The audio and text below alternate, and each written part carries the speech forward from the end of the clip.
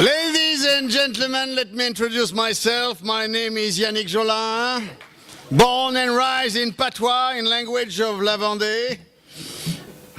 For years, it was the only language I used, and then when I became an artist, a performer, I decided to use that language in every show I created. Because of that, I've always known I'd never reach a high level of acknowledgement among my fellow artists or professionals. Je pensais que c'était une bonne manière d'introduire un spectacle dans une zone qui a été totalement colonisée.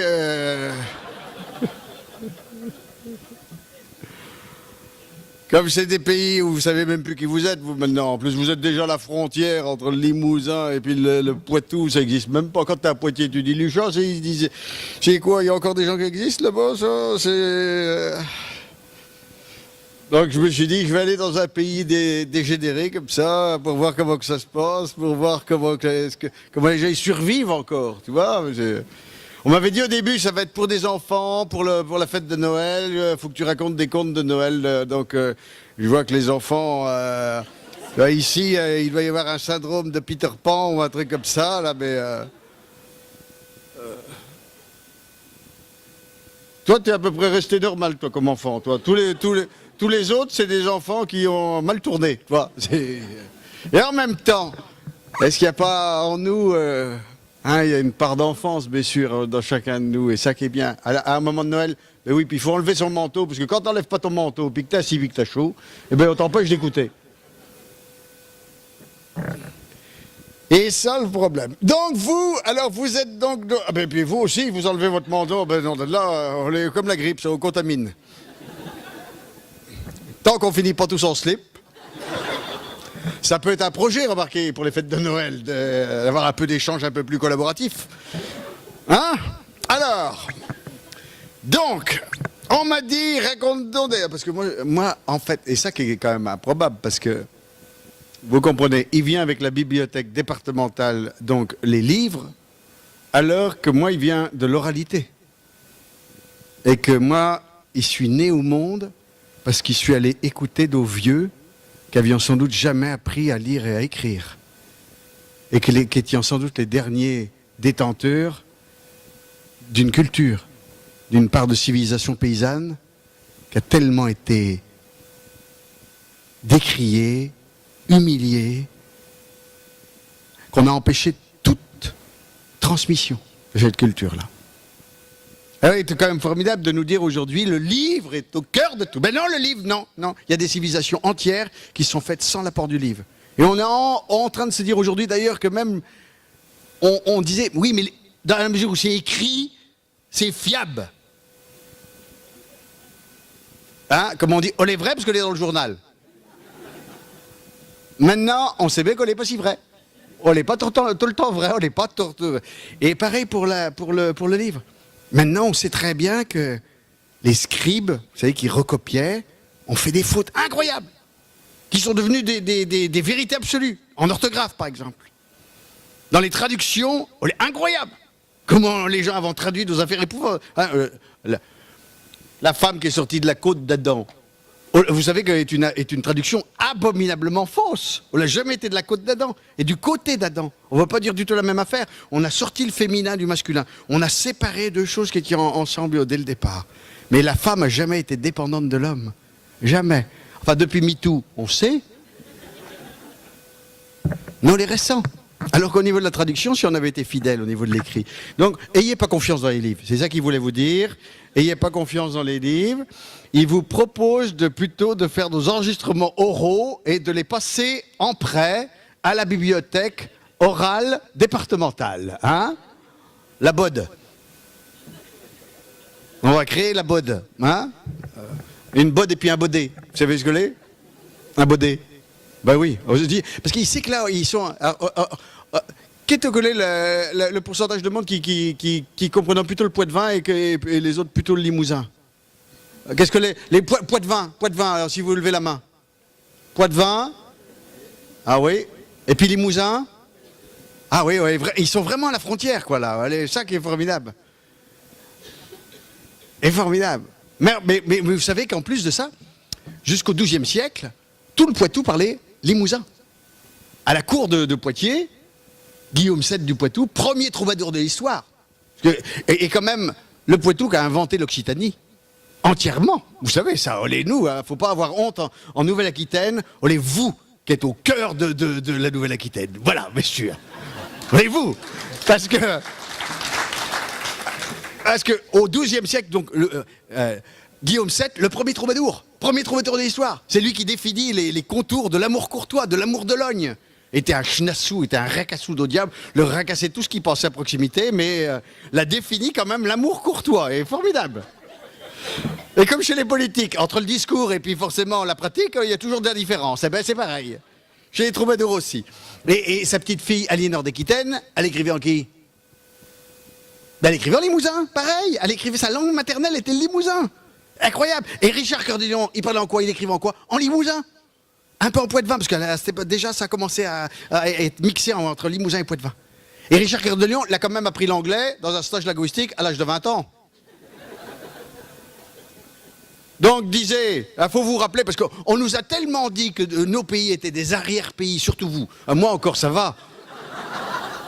Mais vous, on vous a tellement dit que vous étiez le trou du cul du monde, que vraiment faut vous rappeler qu'au contraire, la vraie civilisation, elle a commencé là, chez vous, formidablement.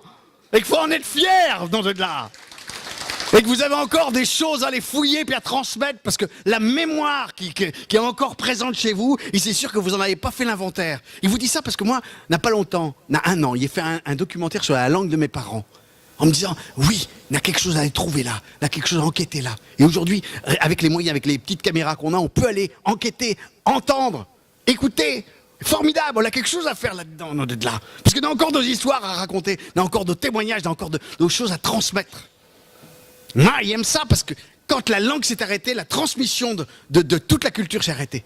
Quand les patois s'arrêtent, à la place, avec le français, on n'a pas transmis la connaissance d'eau plantes, l'utilisation d'eau plantes, la vision de la nature. Quant au moi, chez moi, on dit on a un boyard, une abadev, une sagnaille.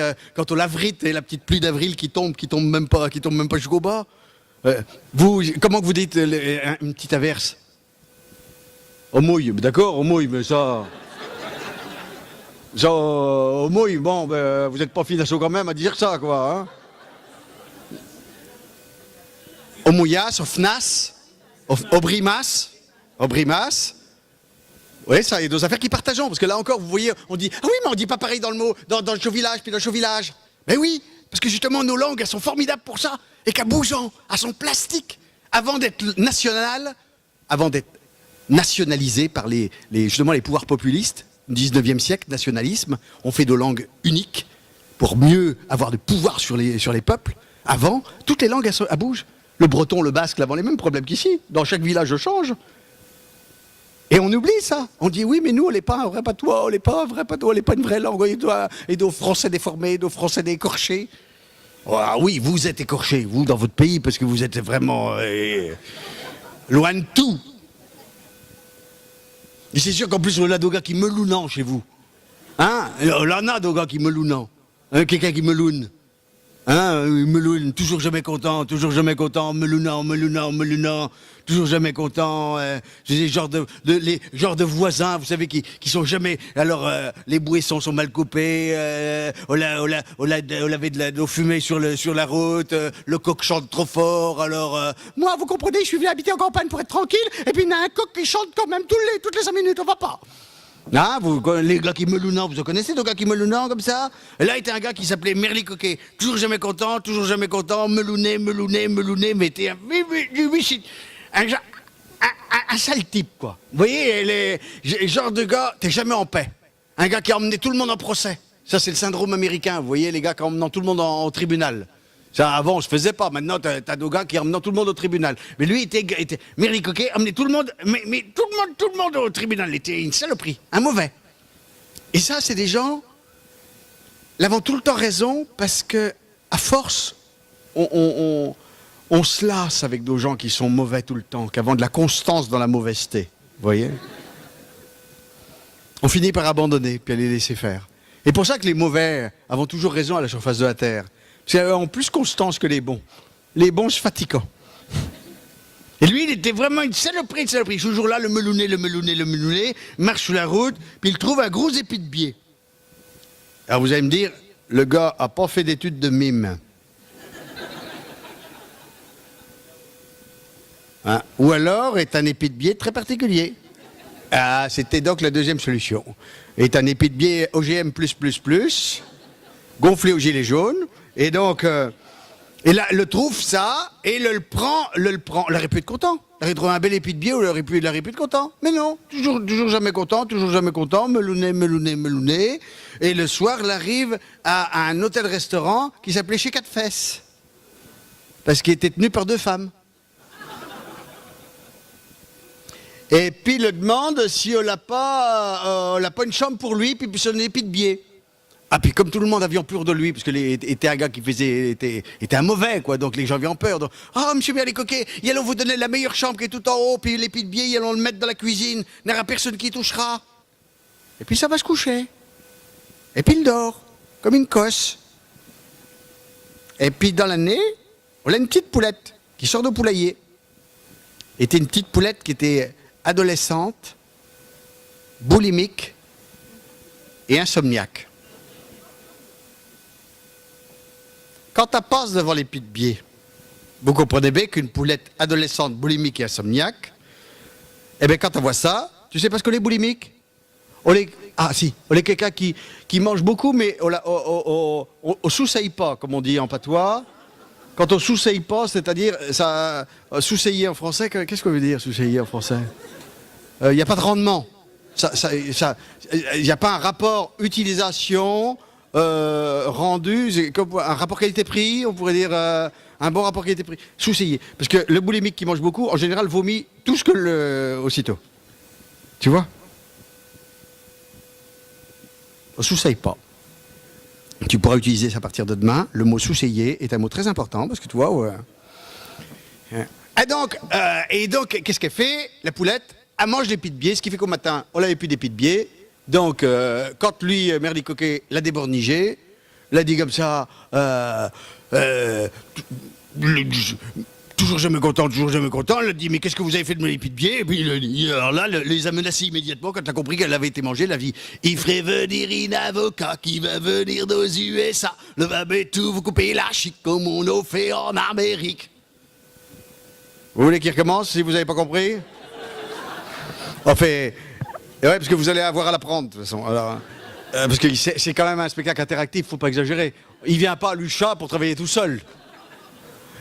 Il ferait venir un avocat qui va venir aux USA. Le va tout vous couper la chic comme on a fait en Amérique. Et les 2 femmes, elles ont répondu, les 4 fesses, elles ont répondu « Eh oh, Merli-Coquet, ne nous en faites pas tant coûter. Eh oh, Merli-Coquet, ne nous en faites pas tant coûter. » Le lion donné la poule. Bah, lui ont donné la poule.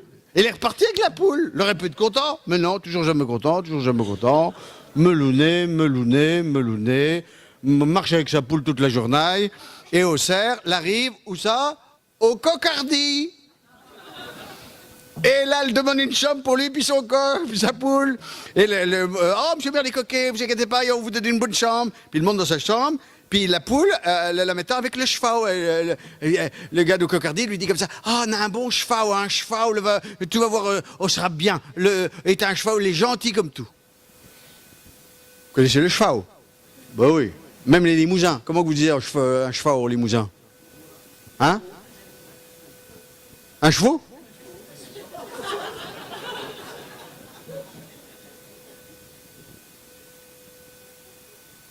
Un jour, ben oui, bien sûr. Il m'appelle Jolin quand même. Chez nous, il y avait un coq chez l'enfant de garce qui s'appelait Jolin, l'enfant de lapin. Le Jol et toutes les poules chez l'enfant de garce, d'eau serge jusqu'au matin, l'enfant de lapin. C'était ce que me chantait ma voisine, donc il m'en rappelle.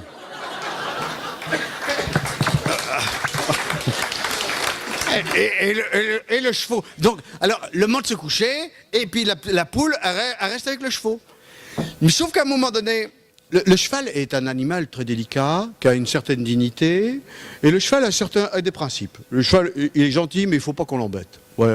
Et le cheval, il était tranquillement en train de manger son avoine, quand tout à coup, la poulette qui était tout le temps adolescente, boulimique et insomniaque, elle arrive pour lui manger dans son assiette, dans son auge. Ça, le cheval, on l'a pas aimé du tout. On fait pas ça. Voilà. Un peu de savoir-vivre. Hein? D'éducation. Hein? Bon. Et donc le cheval, un grand coup de sauteuil, paf! Et la pauvre poule, ébeudelée sur le mur d'en face. Et au matin, on n'avait plus. Et quand la débordigée, oula, quand elle s'est aperçue qu'on n'avait plus de poule, oula, elle n'était pas contente, toujours jamais content, melounet. Elle s'est mise à chanter. Alors là, il y a besoin, là, il pense que déjà, la plupart des gens qui sont là vont avoir une mémoire extraordinaire parce que ne sont pas sur les écrans à long jour en train de regarder Facebook, prenant le temps d'une mémorisation active, en marchant sur les chemins sans utiliser leur voiture à blond de champ, parce que bien sûr ici la qualité de vie est sans doute bien meilleure, les gens ont une convivialité, le savoir-être avec les autres, fabriquer de la communauté, bien sûr, on sait vivre dans les campagnes, on n'est pas totalement dégénéré.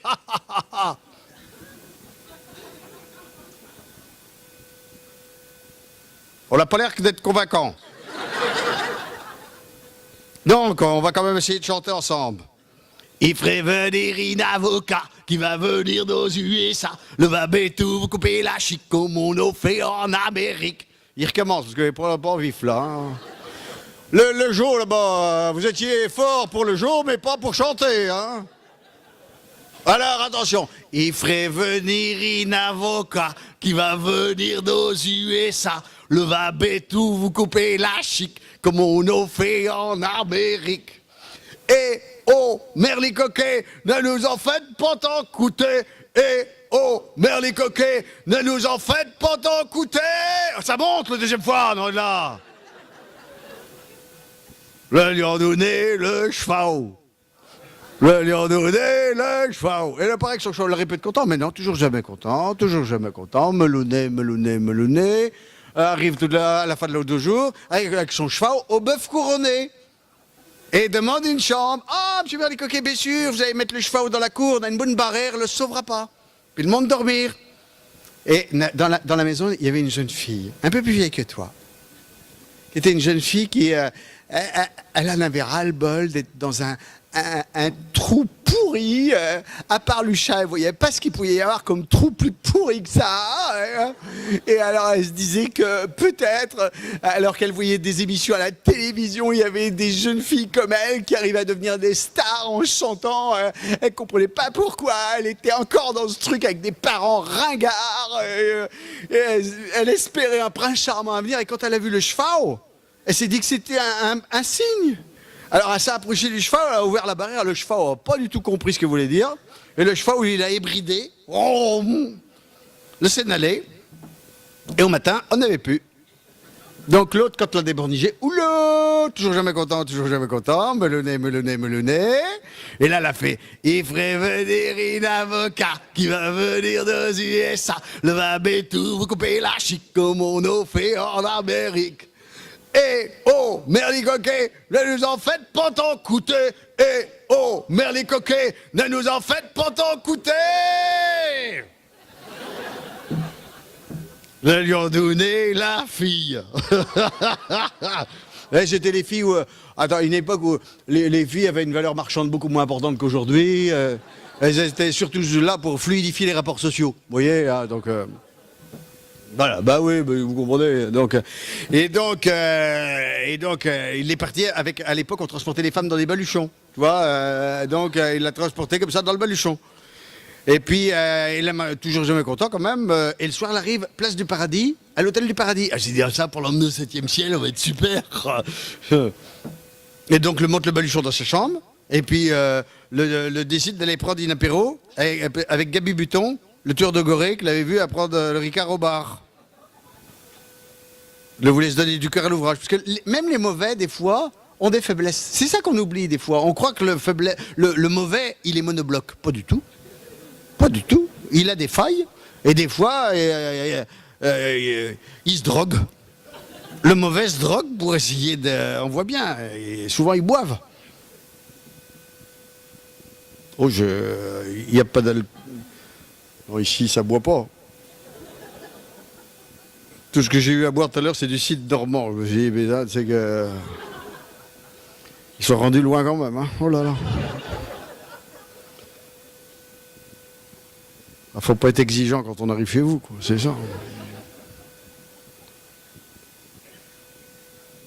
Donc, enfin, en tout cas, il descend, et puis pendant ce temps-là, la fille, elle était dans son baluchon.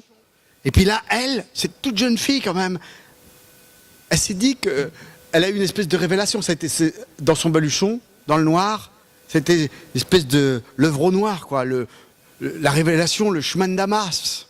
Vous voyez ? Elle fait le chemin de Damas, tu demanderas à tes parents, parce que ça donne une bonne occasion de faire une transmission qu'autrement tu n'aurais jamais eue. Tu vois, le chemin de Damas, tu leur demanderas qu'est-ce que c'est le chemin de Damas, la révélation. Tu sais pas ? Bon.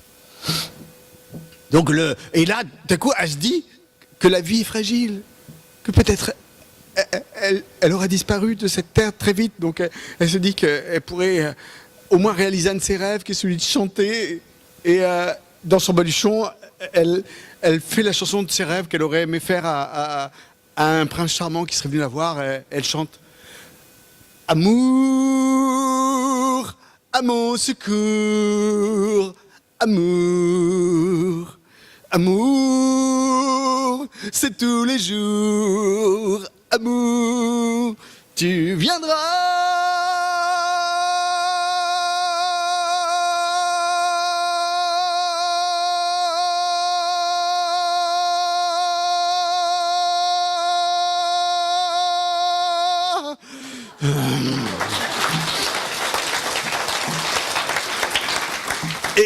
Et dans le couloir, il y avait le garçon d'étage qui était là et qui poussait quand il a entendu cette voix de sirène. Il s'est dit, mais ah ouais, il a eu son instinct de sauveur. Dans chaque homme, il y a un sauveur qui se cache, toi. Il a pris son souffle, il a poussé la porte, il a ouvert le baluchon, il a sorti la jeune fille, et à la place de la jeune fille, dans le baluchon, il a mis le gros chien noir qui était à l'accueil. Il a refermé le baluchon, et il est parti avec la jeune fille, et pour le restant de ses jours, il est resté le petit caniche de jeune fille. Bon, enfin bon, ça c'est autre chose, ça c'est après. C'est leur vie à eux, puis on sait jamais ce qui se passe dans une maison, voilà.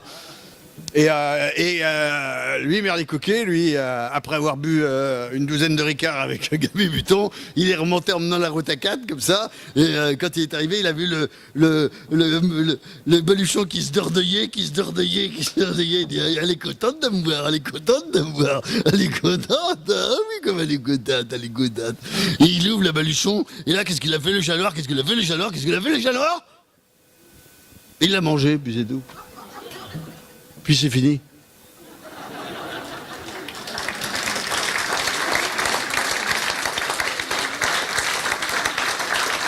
Alors, parce que, en fait, moi, après, ça pose le problème avec l'oralité de savoir quoi raconter. Parce que c'est tout le problème aujourd'hui. Parce que, qu'est-ce que vous voulez ? Les contes, c'est formidable. Parce que les contes, vous voyez bien, c'est depuis le début de l'humanité, on dit que les plus vieux métiers du monde, ça a été les conteurs et les péripatéticiennes. Dans les deux cas, c'est pour soulager. Et le conteur, il soulage les monstres qu'on porte tous. Parce que depuis le début de l'humanité, un humain qui naît, ça porte à la fois des forces de vie, des forces de mort, des dragons qui seraient insupportables si on n'arrivait pas à les sortir de notre ventre. Les premiers humains les ont peints sur les murs sous forme de dragons, sous forme de bêtes. Puis après, on a déroulé des récits pour donner un sens à nos existences. On a déroulé des récits, on a fait des religions, on a essayé de donner du sens à ce qui me semblait ne pas en avoir. Et alors le conteur aujourd'hui, le problème c'est que à quoi il sert dans notre société ? Et ça, parce qu'on ne peut pas raconter n'importe quoi. C'est que moi en plus, moi vous comprenez bien, moi à l'âge de 15 ans, il a commencé à les collecter des mémés qui parlaient même pas français, étaient des illettrés, vous comprenez bien ? Et avec qui racontait en plus des histoires abominables, des histoires de... la première qui est allée voir, qui s'appelait Adelina Mago, a raconté des contes, mais qui étaient épouvantables, a raconté des histoires qu'on ne pourrait pas raconter aujourd'hui. C'est-à-dire des histoires d'un petit boucau, un enfant à tête de bouc, qui jouait, puis à un moment on avait deux géants, puis il a mis en place ça, que le petit Boucau le jouait tout le temps, alors à un moment les géants le végirant, et puis le découpirant le petit Boucau en morceaux, comme ça, et puis le mettirant tous les morceaux dans le chaudron à bouilloter, sauf le petit cœur qui daltait. Et puis au-dessus, on avait la fée, puis quand t'as voyé ça, la fée m'a dit, mais quand même, ça se fait pas, ça. Puis elle avait dit, puis elle faisait une éloise dans le ciel, une grosse éloise, chut, et au-dessus, les géants, et puis elle avait dit, puis elle voyait le petit cœur qui daltait. Elle prenait le petit cœur, elle le mettait dans le chaudron, puis elle brassait pour faire revenir le petit Boucau vivant, et puis le petit Boucau le ressortit au chaudron, puis il se mettait à jouer, puis le jouait.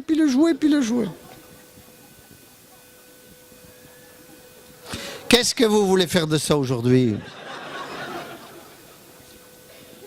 Pour faire une carrière internationale, c'est pas facile.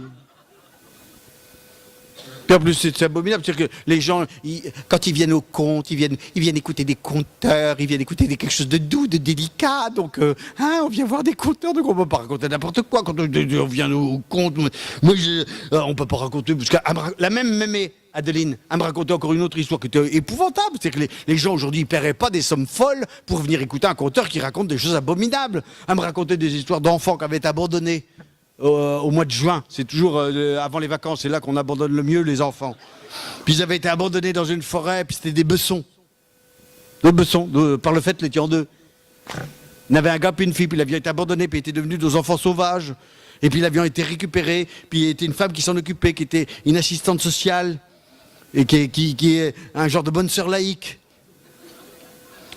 puis qui se sentait missionné pour les désensauvager. Et puis, mais les étions tellement sauvages que les étions trop ensauvagés, on n'arrivait pas à les désensauvager. Et puis, elle n'y arrivait pas. Mais elle était quand même très troublée, parce que les bessons, on avait un garçon puis une fille. Puis le garçon, lui, était vraiment un garçon qui était sauvage, quoi. Il était comme ça. Et les filles, aujourd'hui, elles n'ont plus l'habitude de voir des gars qui sont... Et elle était assistante sociale, néanmoins femme.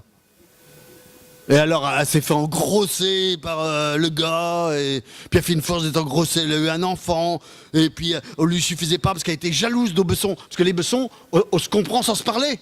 Puis le frère et puis la sœur se comprenaient sans se parler. Et puis elle, l'assistante sociale, a été jalouse, même avec un enfant. Donc elle a été machiavélique. On lui remonte machiavélique, elle est devenue. Elle a pris une hache, elle a mis du sang sur la hache, elle a mis ça devant la chambre de l'enfant. Puis elle a dit au gars, ta sœur, elle a tué notre enfant. Alors lui, le sauvage qui est remonté, il a pris la hache et il est venu voir sa sœur et il lui a coupé les bras. Et puis elle s'est partie dans la forêt, et puis elle s'est cachée dans un chêne caborne, un chêne creux, et puis le chêne l'a cicatrisé autour, comme ça elle n'a pas eu besoin de mourir. Et puis après, plus loin, on avait un château, comme on a souvent dans les contes, un château. Et puis là, dans le château, on avait un chien qui est arrivé avec de la soupe dans la goule, puis il est arrivé devant le chêne caborne, et puis elle n'avait pas eu besoin de mourir de faim, parce qu'elle avait à manger. Était de la soupe. Bon, pas de la soupe anglaise, autrement elle serait morte quand même, mais était de la soupe. Et puis après, du château, le prince qui a suivi le chien qui a porté de la soupe dans la goule, et puis il l'a suivi, puis il est arrivé devant le chêne, puis il l'a vu, elle était tellement belle dans le chêne, il était étoumzi tellement qu'elle était belle, et puis là, il a pris l'arbre, le chêne, et puis il a mis dedans, puis il a ramené ça au château. Puis là, le l'a engrossé. Je sais pas comment il a fait avec l'écorce.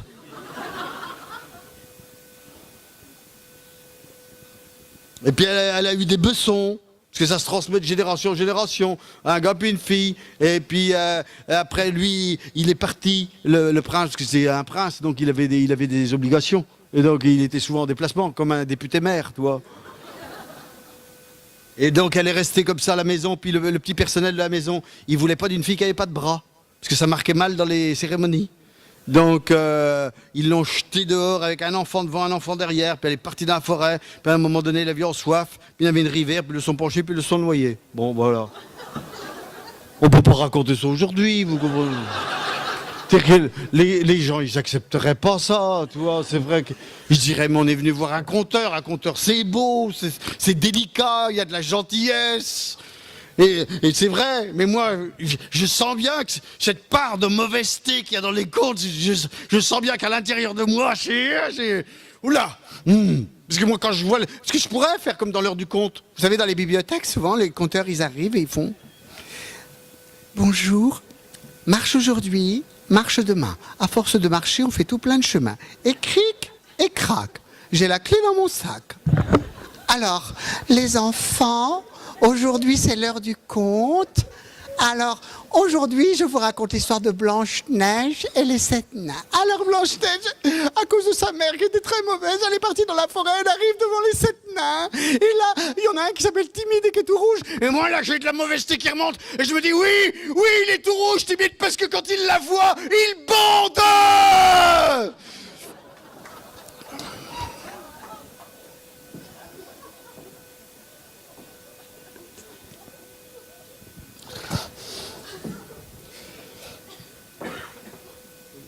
Alors après, c'est ça le problème, donc.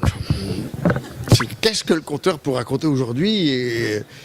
Alors, il y a des choses beaucoup plus délicates, c'est vrai qu'il y a des contes qui sont plus faciles à raconter, des contes...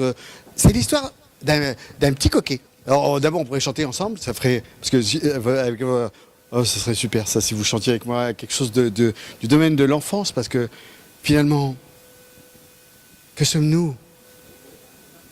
Sinon, ces enfants recouverts d'une carapace d'adultes, fatigués par la vie, frustrés par les avatars divers qui nous ont amenés à ce que nous sommes aujourd'hui, ça n'était pas grand-chose. Alors que cet enfant était plein de promesses. Et donc, on pourrait ensemble chanter quelque chose qui ferait « Marche aujourd'hui, marche demain. À force de marcher, on fait tout plein de chemins. Oh, cric, crac. Cric, crac, oh, la clé dans mon sac. D'accord? Attention. Marche aujourd'hui, marche demain. À force de marcher, on fait tout plein de chemins. Oh, cric, crac, cric, crac. Oh, la clé dans mon sac. C'est l'histoire du petit coquet. Qui tous les matins, le petit coquet, il se réveillait le petit coquet. Et le matin, ce jour-là, il mangeait un céréale comme tous les matins. Et là, tout d'un coup, il voit ces céréales qui tombent sur ses pieds. Il dit, oh comment que je fais qu'on est tombé sur mes pieds? Et là, je regarde dans le miroir.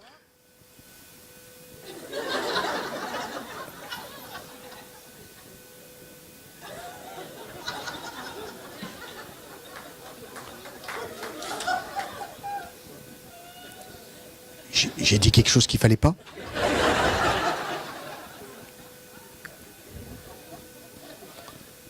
On l'attend.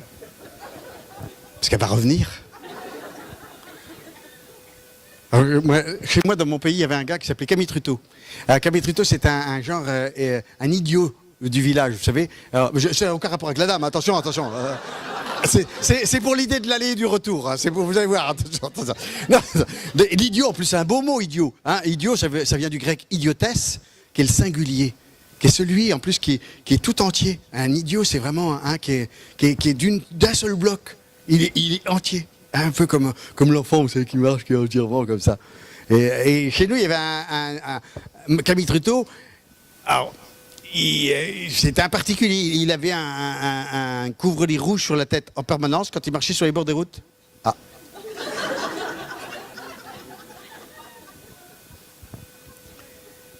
Et un jour, Camille Truteau, il marchait beaucoup. Camille Truteau, en fait, c'est pour faire des gestes avec un micro comme ça. Mais, bon, Camille, pour dire, tous les matins, il venait boire son café au bistrot. Il venait toujours s'asseoir à 10h, à la même place, même s'il y avait déjà du monde. Et il venait toujours avec son fusil. Alors, donc, on impressionnait les étrangers, ça forcément. Mais les gens de pays étaient habitués, personne n'y faisait attention. Mais un fusil qui n'avait jamais servi, qui se chargeait sans doute par le devant. Et qui n'avait jamais servi. Mais lui, il racontait ses histoires de chasse avec son fusil qui n'avait jamais servi. Il disait, ah matin, n'avait de que des portos, alors les gars leur faisaient, hé Camille, comment tu faisais pour recharger ton fusil? Moi, pas le temps.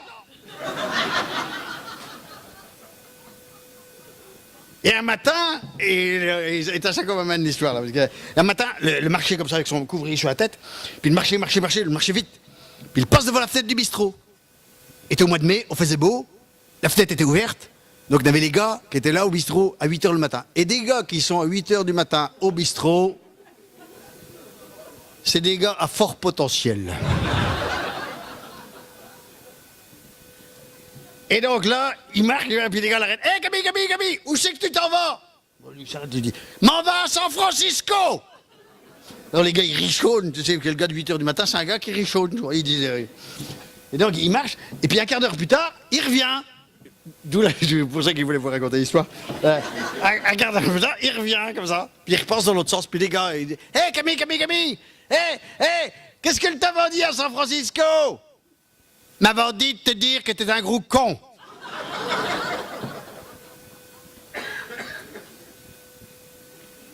C'était lui qui habite, pendant qu'il suis sur Camille Trudeau, et lui qui un jour était venu à une réunion de la FNSEA, en disant arrêtez les nitrates. Un matin, il y avait un lièvre qui était haut de même.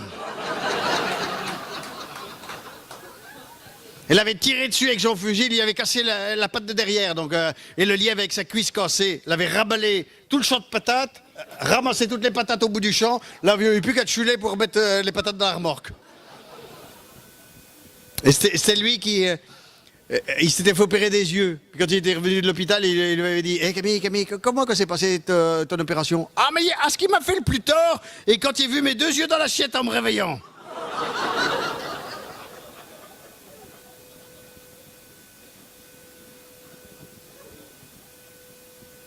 Bon, alors, tout ça, on m'a dérouté de ce qu'il voulait vous dire à propos des histoires de petits coquets qui se réveillaient, et puis que le matin, le va se voir dans le miroir, et puis le voit qu'il a un trou dans son jaboté. Alors qu'il était en train de dormir dans un grand bonhomme jaqué. Donc il ne comprend pas ce qui lui est arrivé. Puis à un moment, le chien ventre à terre qui dit comme ça, le petit souris qui était là, t'as fait un cru dans ton jaboté pendant que tu dormais dans un grand bonhomme jaqué.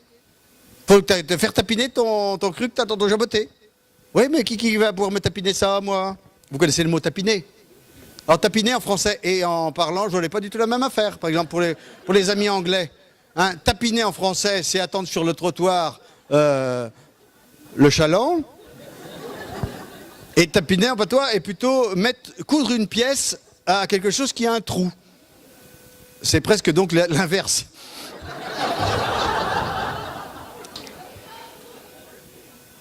Encore que. Et donc, il faut que tu ailles trouver le cordonnet qui va te tapiner ton cru que tu as dans ton jaboté pendant que tu dormais dans un grand bonhomme jaqué. Alors, il va voir le cordonnet, puis il dit « cordonnet, tu pourrais pas me tapiner mon cru dans mon jaboté que le souris a fait pendant qu'il dormait dans un grand bonhomme jaqué ?» Ah, le cordonnet dit « D'accord, mais qu'est-ce que tu vas me donner en échange? Parce que toi... la vie, c'est échange, c'est don contre don. Moi, je veux bien, mais dans une économie solidaire, toi, il faut trouver des moyens d'échange, de troc. On peut revenir à une monnaie locale, si tu veux, mais en tout cas, qu'on fasse quelque chose. Qu'est-ce que tu me donnes? Il a envie d'un petit chaton. Bon, d'accord, on va voir la chatte. On va voir la chatte, il dit à la chatte, bonjour la chatte, dis donc, la chatte, tu pourrais pas me donner un chaton? Le chaton, il donne au cordonnet, le cordonnet donnerait de filet pour que le jaboté que je suis rapurcé d'un grand bonhomme jaqué. Et donc, bon, d'accord, mais faut qu'il aille voir la chatte. Voir la chatte, et donc, j'ai déjà dit ça, aller voir la chatte. Donc la chatte, elle dit, oui, mais moi, faut que tu me donnes de lait, parce que sans lait, on se peut pas. Alors, on va voir la vache, dit, bonjour la vache, dis donc, tu pourras pas me donner d'eau. Le lait, on le donnera à la chatte elle donnera un d'eau filet, pour que le jaboté, que le jour à percer, un grand bonhomme jaqué. Et la vache, elle dit, oui, mais il faut de l'herbe, parce que sans herbe, il ne peut pas fabriquer de lait, donc donne-moi de l'herbe. Oui, bon, d'accord, il va aller voir la praille. Donc, on va voir la praille, le pré, la prairie. Comment vous disiez, vous? La prade. La pradelle. Ah, il y a de l'occitan, ça. Oui, beaucoup plus... Allez voir la praille ou la pradelle. Il vous laisse faire. Hein? Dans vos têtes. Et alors... Après, vous voyez, c'est assez répétitif comme histoire, parce que tu vas voir la praille, bien là, bonjour la praille ne pourrait pas me donner de l'herbe, il la donnerait à la vache donnerait de blé, chat donnerait un chaton donnerait au cordonnet donnerait au filet, pour que le jaboté, que je serais pensé d'un grand bonhomme jaqué. En fait, ça m'a été commandé par la Fondation Alzheimer. Donc ça permet d'entretenir la mémoire comme ça au quotidien. Donc vous voyez ces contes qu'on dit de randonnée pour les enfants, c'est très simple pour nous tous. Donc je vous encourage vivement à la bibliothèque pour arriver à faire des exercices de répétitivité comme ça. Hein? Mais après, bon, tu sais, tu te dis, bon, est-ce qu'on peut raconter ça aux gens aujourd'hui? On peut pas... tu vois, là, on s'ennuyer les gens si tu racontes des affaires comme ça. Alors, quoi raconter? Alors j'ai encore le problème du répertoire du conteur aujourd'hui.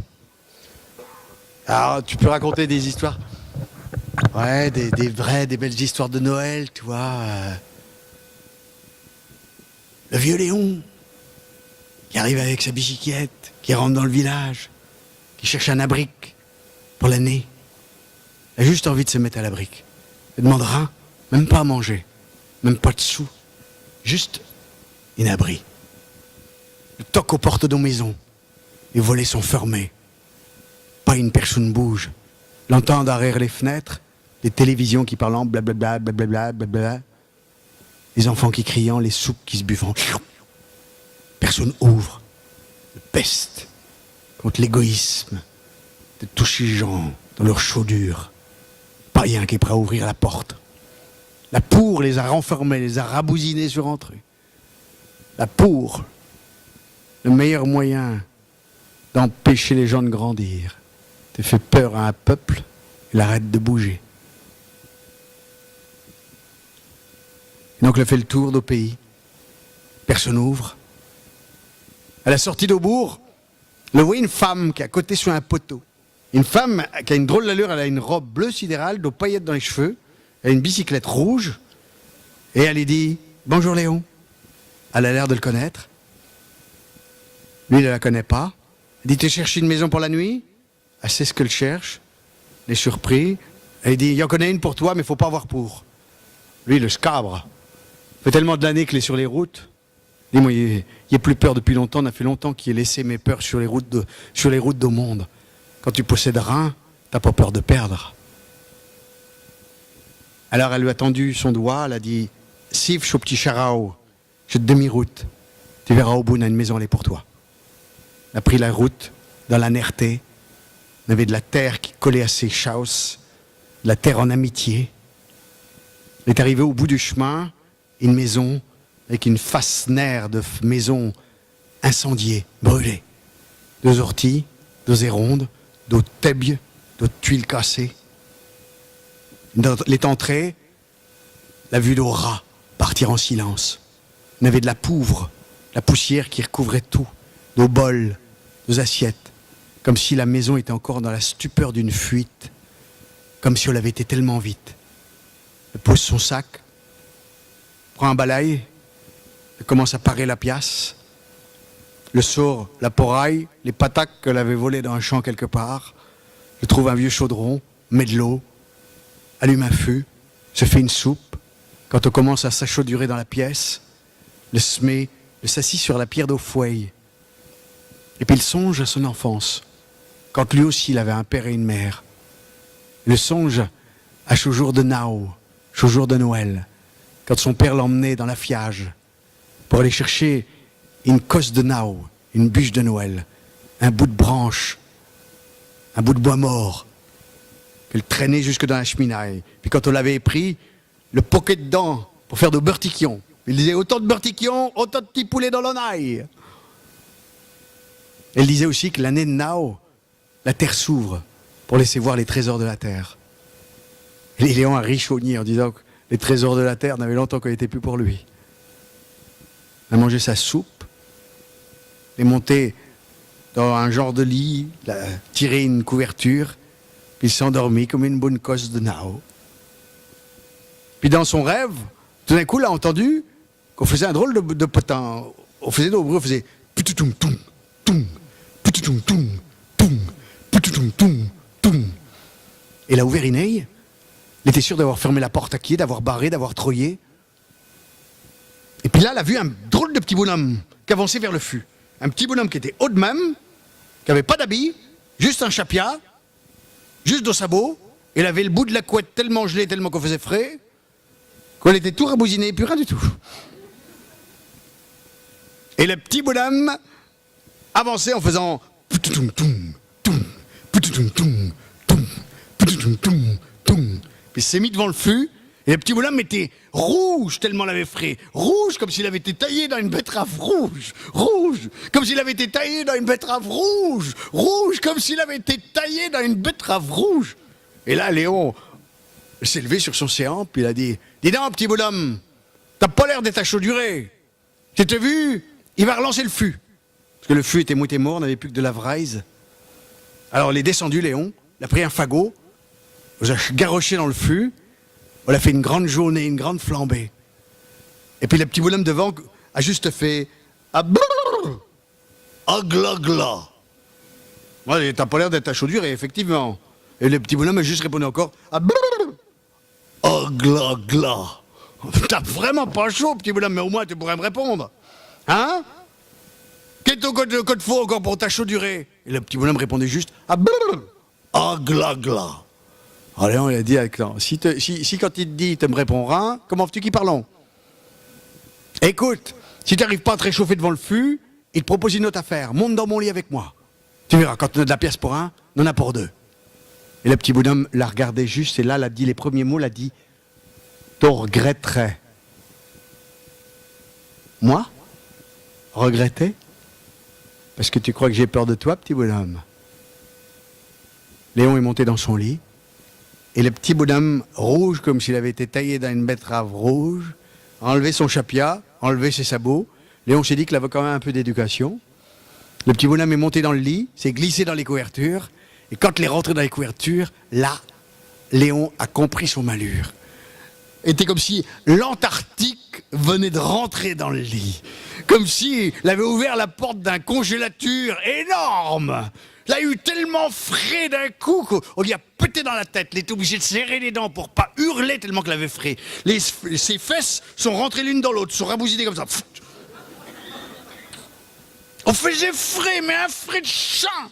Tellement frais, abominable, vraiment frais, comme l'année de la grande, on l'avait fait frais comme ça, une année, était l'année de la Bérésina, vous vous rappelez de ça? Les plus vieux. Et l'année de la Bérésina, parce que j'avais un arrière-arrière-grand-père qui avait fait la campagne de Russie avec Napoléon, et qui était parti avec un voisin, il était parti 7 ans, à pied, 7 ans qu'il était parti. Eh ben, tu sais qu'à l'époque, ils n'étaient pas nos feignants, les gars. Va te dire, maintenant, les gars, là, partant 3 jours sur les ronds-points, le croyant que l'avons fait la guerre, mais quand on n'en a pas fait, il faut bien s'en inventer. Tu comprends? C'est normal. Et donc là, l'étions parti 7 ans, puis revenant à pied, l'année de la Bérésina, on faisait pas chaud, on faisait tellement froid cette année-là, les petits veaux gelaient dans le ventre de leur mère. Tellement froid, le feu gelé. Tu voyais les grandes flammes toutes droites dans la neige, comme ça, dong, dong, dong, dong, dong. Et donc le pépé, puis le voisin, il marchait dans la neige, marche, pas chaud, marche, pas chaud. Puis il voit au loin de la fumée, une petite maison, ça poursuit de la fumée. Enfin non, pas tout à fait, parce qu'en plus, avant, on est arrivé à un grand malheur. Mais ça, faut pas oublier le malheur. Arrivent les Cosaques. Bien sûr, la Bérésina était aussi une période de guerre, donc il y avait le Cosaque. Et le Cosaque n'est pas fiable. Le Cosaque n'est pas fiable. Tu vois bien Poutine aujourd'hui, tu vois pas que c'est pas être fiable. On n'était pas de robots sur Facebook, mais t'es pareil. Hein, t'es vraiment les Cosaques arrivent sabre au poing, zang, la tête du voisin tombe dans la neige. D'un coup, le pépé, non, de la bonne là, s'énerve, prend son aiguillon, enfourche les 3 Cosaques d'un coup de la bonne là.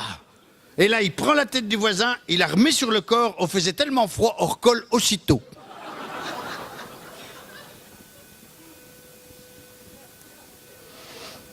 Ils se relèvent tous les deux en disant, on l'a échappé belle quand même. Marche dans la neige, marche, cause, pas chaud. Puis c'est là qu'il voit la petite fumée au loin, la petite maison, sapeur-champ, toquant à la porte. Pan. À cause du froid, le son arrive pas en même temps que l'image. La porte qui s'ouvre, et puis une femme, bonjour, pas chaud. On mangerait bien un petit quelque chose. Ah, qu'a dit, ça tombe bien, j'ai mis une tête de veau à bouilloter dans le chaudron. À percher donc, les gars, ça perche, se mettent devant la chaudure, on sent bon la tête de veau qui bouillote dans le chaudron, chauffe, cause, pas chaud. Puis à un moment donné, ça commence à décongeler.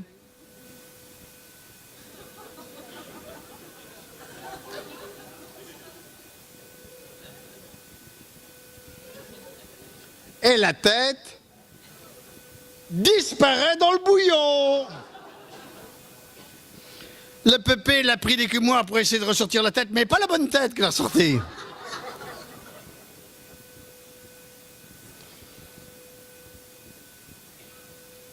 Ouais, je dis ça, enfin bon. Et donc, et tout ça pour dire qu'on faisait froid dans le lit de Petit Léon. On faisait vraiment un froid, mais c'était abominable tellement qu'on faisait froid. Et donc, à ce moment-là, comme si le temps s'était arrêté, comme si le temps était congelé, comme si les minutes et les secondes avaient les pieds pris dans la glace. On n'avançait plus. On a des moments que le temps avance plus. Et puis le serrait chez dents. Puis le petit bonhomme à côté faisait tout le temps. Ah gla gla. Ah gla gla. Et puis doucement, tout doucement, faut juste s'accrocher dans le moment de même. Tout d'un coup, le petit bonhomme a changé de couleur. Ses mots se sont fait moins impressionnants. Ah gla gla. Et le petit bonhomme est devenu rose. Et quant aux premières lueurs de l'équerzie au matin, quand on a commencé à passer par la porte de la maison, le petit bonhomme avait quasiment arrêté de se plaindre, de pédaler. Et là, le petit bonhomme est descendu d'au lit, est parti vers la porte, il a tendu son dé vers Léon, il a dit « Merci Léon, tu m'as chauduré. Depuis que ma fille Zora était morte brûlée dans cette maison, il ne pensait pas qu'un jour quelqu'un pourrait m'achaudurer le cœur. Quand il serait parti, tu deviendras roi, Léon. Roi si tu veux, roi si tu peux, pas roi dessus, mais roi dedans. Tu trouveras un trésor. Ce ne sera pas de l'or, mais un trésor pour toi. » Et le petit bonhomme a disparu. Et Léon était si fatigué à ce moment-là, pouf, il s'est endormi. Puis quand il s'est réveillé, la cruque s'est dit qu'il avait peut-être rêvé. Et le petit bonhomme, avant de partir, il a dit « Tu regarderas sous la pierre de la cheminée. Tu trouveras ton trésor là. » Et quand il s'est réveillé, il a quand même par acquis de conscience été regardé en dessous la pierre de la cheminée. Et là qu'il a vu un livre qui n'était pas prêté par la bibliothèque départementale. Était un livre, un trésor, un livre d'histoire, un livre de contes. Et le vieux Léon, à partir de ce moment-là, s'est mis à raconter des histoires, assis sur sa pierre de cheminée. Les drôles sont venus pour écouter ces histoires. Ne bouge plus de là. Lit le caroulé, le migrant, l'exilé permanent. S'est posé là pour voyager avec des histoires, pour faire voir des images dans la tête du monde. Et quand on lui demande pourquoi que le bouge plus, il dit « Comme je ne peux pas partir, je raconte des histoires, pas juste pour divertir, pour mieux voir dans le noir. Et là, quand je vois les mots, jetés dans le noir, je garoche des bateaux de briquets de bois vers des mirages d'or.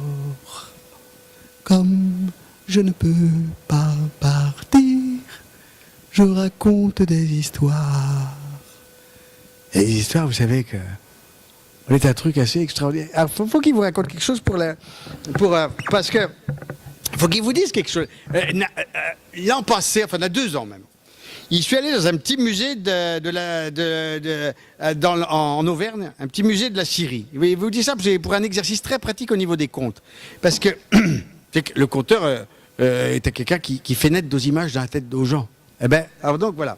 Il voulait vous raconter ça parce que, en fait, quand je suis allé voir ce petit musée de la Syrie, était un gars qui s'appelait Rossignol, un gars qui subiait tout le temps, qui avait toujours chaque clope au coin de la Gaule, puis qui boitait. Et moi qui boitais comme ça, mbouitousait 5 et 3 font 8, 5 et 3 font 8, 5 et 3 font 8. Et donc il va voir son petit musée, et il avait une espèce de scierie qui était magnifique, qui était une machine à vapeur, qui chauffait qui faisait l'énergie pour le bois, était chauffé au bois, était une machine à vapeur magnifique, qui était avec une espèce de courroie qui faisait au moins 7 à 8 mètres de long, avec une scie circulaire qui avait un diamètre de 1,80 m, 2 mètres. Et qui avait un chariot à déclenchement automatique. Tu mettais du bois dedans, puis il dit de bonne comment se fait que le bois toussait comme ça. Et il me raconte cette histoire qu'il dit un soir d'hiver, on faisait un froid de chien. C'était un soir où tu te mettais à pisser dehors et puis t'étais congelé après. Et donc, ce soir-là, était une nuit, il se lève pour un vélage, parce qu'il avait une petite ferme en même temps que sa scierie, comme on se faisait beaucoup dans l'Auvergne, nous n'avions plus une pluriactivité comme ça. Et il se lève pour le vélage, il va faire son vélage, on faisait un froid de chien. Il revient, il avait les mains tellement grappes qu'il non de là. Il avait pris son café, le bol était tombé, il dit non, de là, bon, de toute façon, un jour qui commence la nuit, on est déjà mal parti. Mais là, de toute façon, c'était mal foutu. Donc il me suis dit, pas la peine d'aller me recoucher maintenant, et il décide d'aller rallumer sa chaudière, sa scierie. Puis il va rallumer le feu dans la scierie, et puis il va chercher une grosse cosse pour scier. Puis il ramène une espèce de grosse une souche, avec dos nouk pourto, puis il la roule dans la neige, puis tout d'un coup, non de là, au dévie, on lui coince le pied, puis surtout on tombe sur le chariot à déclenchement automatique. Ce qui fait que la scie... Et lui qui tirait pas moyen non, de là, de bon de là, il n'arrivait pas à dire... Non, et il a vu que, de toute façon, on lui coupait d'abord le pied, puis après c'était lui qu'on coupait. Et le voit un manche, n'hésite pas une seconde, prend le manche, au bout d'avait une hache, et ya le scope plus juste en dessous de zac. Et après ça, le sang va sur ses mains libérées, le sang va avec ce qui est resté de jambes, et met ce qui est resté de jambes sur le fer de la machine à vapeur qui était chauffé à blanc. Et on le cicatrise, puis comme ça, le mourre pas.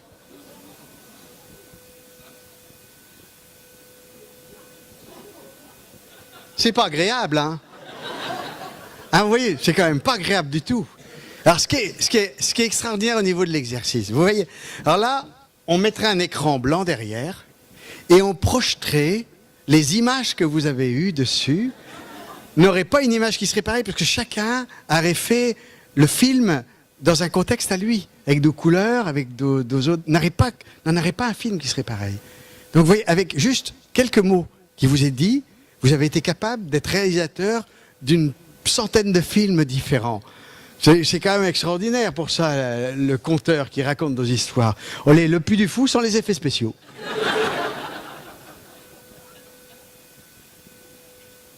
Alors après, c'est vrai qu'on peut se poser la question de quoi raconter. C'est vrai parce que est-ce qu'il faut raconter nos histoires qui parlant les contes anciens? Est-ce que faudrait parler de, par exemple, bon, c'est vrai que la fable est intéressant parce qu'elle est rassurant. Parce que vous comprenez bien, quand on raconte des histoires comme, je sais pas moi, par exemple, il y a des histoires qui sont pas agréables non plus. S'il raconte, tiens, il va raconter ça. Ça est intéressant parce que... voilà. Alors, on pourrait se mettre là parce que là, j'ai beaucoup aimé. Quand je suis arrivé là, j'ai dit, ah, le décor est formidable. Ça, l'idée du conteur ringard, ça... Il n'y a qu'à Luchat qu'on peut trouver ça.